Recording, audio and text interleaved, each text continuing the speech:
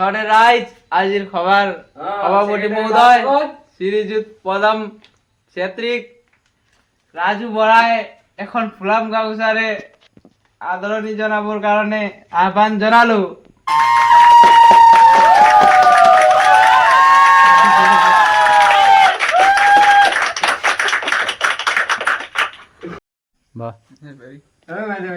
সকলোৱে মই নমস্কাৰ জনাওঁ।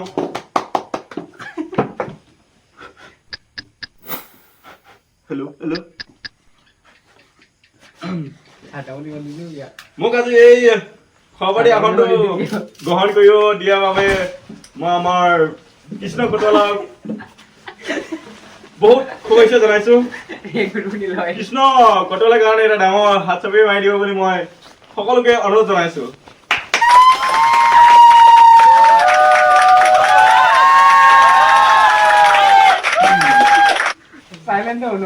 মই এতিয়া পাঠ কৰি দি আছো আজি কাৰ্যকৰী সভাৰ এইখন সভাপতি আসন গ্ৰহণ ইতিমধ্যে হৈ গ'ল মোৰ দ্বাৰা। এতিয়া আমাৰ ৰাজু বৰাৰ দ্বাৰা দুআষাৰমান ভাষণ দিব আৰু কি দিব আমি ইয়াত মঞ্চত আমি দুআষাৰমান ক'বলৈ অনুৰোধ জনাইছো। ৰাইজসকল আজি আমাৰ এই সভাৰ সভাপতি মহোদয়ক আজি পদম ছেত্ৰীৰ দ্বাৰা সম্বোধনা জনোৱা হ'ল।